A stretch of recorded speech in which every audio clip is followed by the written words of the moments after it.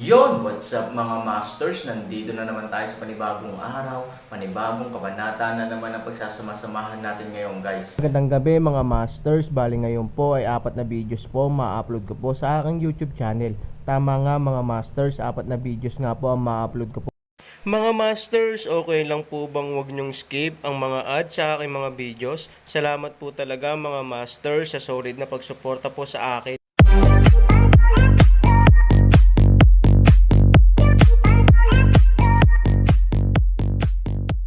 Bali mga masters, kung bago ka pa lang po sa aking YouTube channel, please click the subscribe button, lalong-lalo na po yung notification bell guys, para maging connected pa rin tayo sa isa't isa at maging updated kayo sa mga susunod ko pang video. Bali mga masters, bago natin umpisahan ng kwento ay mag-shoutout po muna tayo para sa mga solid nating tagapakinig. Shoutout kay Danilo Wamar, shoutout kay Robert Tolentino. Yun na nga mga masters, no? Bali hindi na ito patagalin. In 3, 2, 1, let's go! Kabanata 2066 hanggang 2070. Pagkatapos mag-chat ng ilang salita, sa wakas ay pumasok si Fang Zon sa Hillside Villa. Si Shi Jing, Hantian niyang at iba pa ay nakaupo sa sala, ngunit wala si Su Yingxia. Dahil si Ivory ay nagsimulang tumanda, ayaw na niyang makakita ng iba, kahit na ang mga salamin sa kanyang tahanan ay nabasag na. Para sa isang babaeng nasa kanyang katandaan, hindi niya matatanggap ang biglaang pagbabagong ito basta isa siyang normal na tao. Hindi alam ni Ivory kung paano haharapin ang Aaron sa hinaharap. Natatakot pa nga siya na biglang bumalik ang Aaron sa Yuncheng. Ayaw niyang makita ni Aaron ang kanyang pangit na sarili, at may ideya pa siya ng kamatayan. Ngunit sa pag-aakalang bata pa si Hanayan at hindi nangangahas na mamatay si Ivory, ayaw niyang maging napakabata pa ni Hanayan nang wala ang kanyang ina. Mr. Fang, Mr. Fang, Mr. Fang. Ilang tao ang tumayo, ang kabilang panig ay sumisigaw. Para sa tag-araw, tanong ni Fang Zon. Si Shi Jing ay tumingin kay Hantian Yang. Sa pamilyang ito, kailangan ng pahintulot ni Hantian Yang para sabihin ang anuman, lalo na sa paksa ng Ivory. Mr. Fang, bakit ka nandito ngayon? Tanong ni Hantian Yang. Hindi ba bumalik ang Aaron kasama mo? Tanong ni Yan Jun. May misyon si Aaron sa kanyang katawan, na mismong si Kuya Yi ang nag-utos, kaya hindi ko alam kung nasaan siya ngayon. Ako lang ang babalik sa Yuncheng sa pagkakataong ito. Sabi ni Fang Zon. Hindi mo ba siya maabot? Sabik na sinabi ni Shi Jing na malulutas lang ang sitwasyong ito kung babalik ang Aaron. Kahit na hindi niya mapagaling ang sakit ni Ivory, maaari niyang samahan si Su Yingxia. Siguro maaari niyang gawin si Ivory na harapin ang pagtanda ng may mas malusog na saloobin. Siya lang ang makakahimok kay Ivory na aktibong makipagtulungan sa paggamot.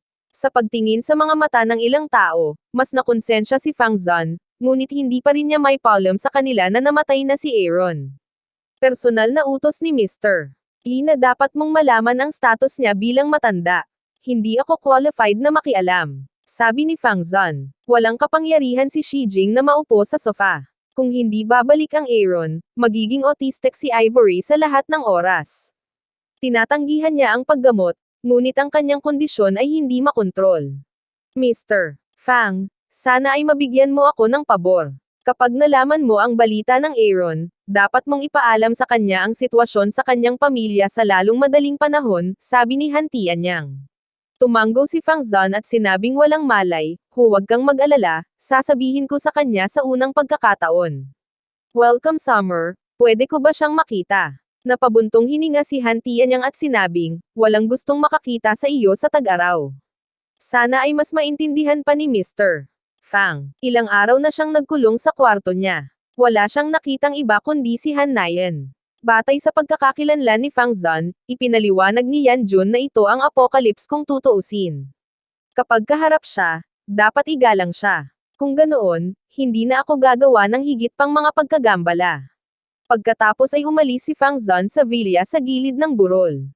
Sa kwarto ni Ivory, nabasag ang makeup mirror. Nakasandal sa ulo ng kama, si Ivory ay hindi lamang pilak na buhok, kundi pati na rin ang napakatandang mukha na may maraming kulubot.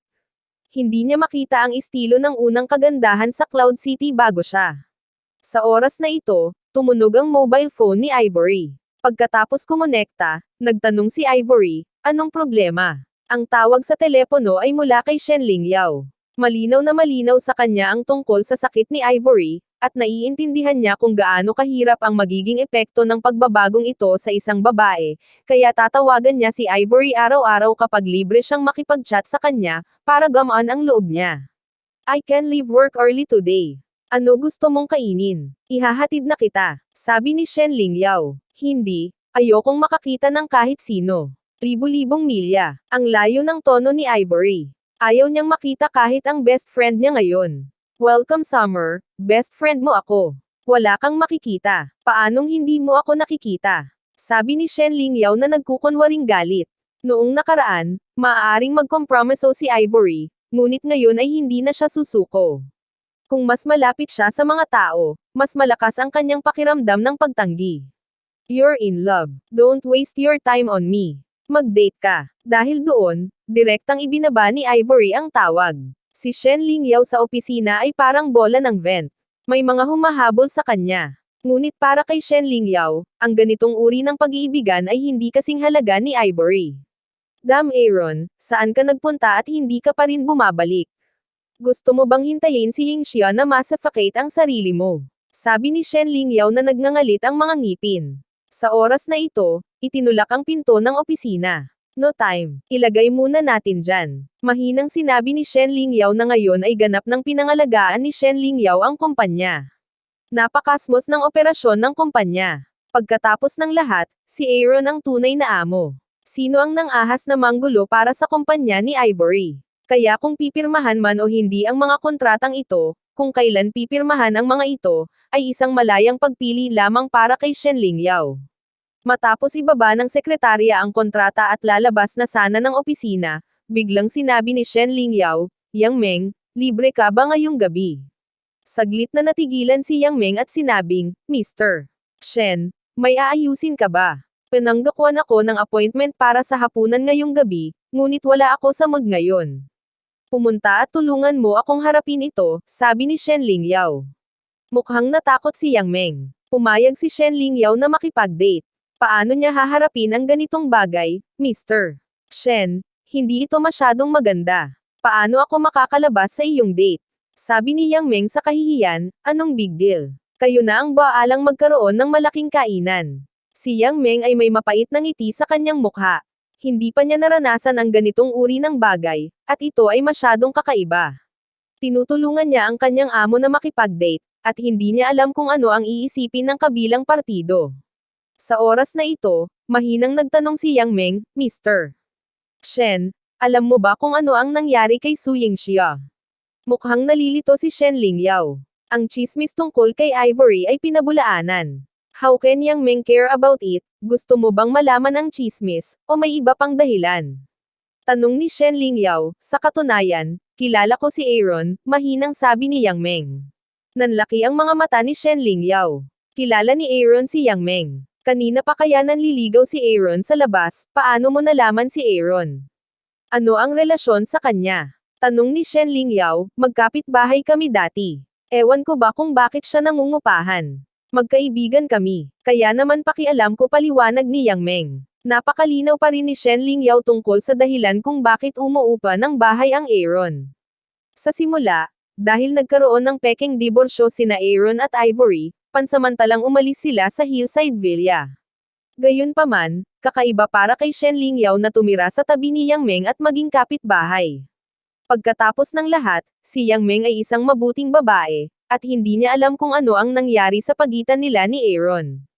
Upang malutas ang kanyang mga pagdududa, direktang tinanong ng prangka na Shen Lingyao si Yang Meng, walang nangyari sa pagitan mo at sa kanya, hindi ba? Ikinaway ni Yang Meng ang kanyang mga kamay sa takot at sinabing, Mr. Shen, ano sa palagay mo? Siyempre walang namamagitan sa akin at sa kanya. Sumimangot si Shen Lingyao. Kung siya ay sapat na magnanamas, paano maaaring magmukhang nalilito si Yang Meng?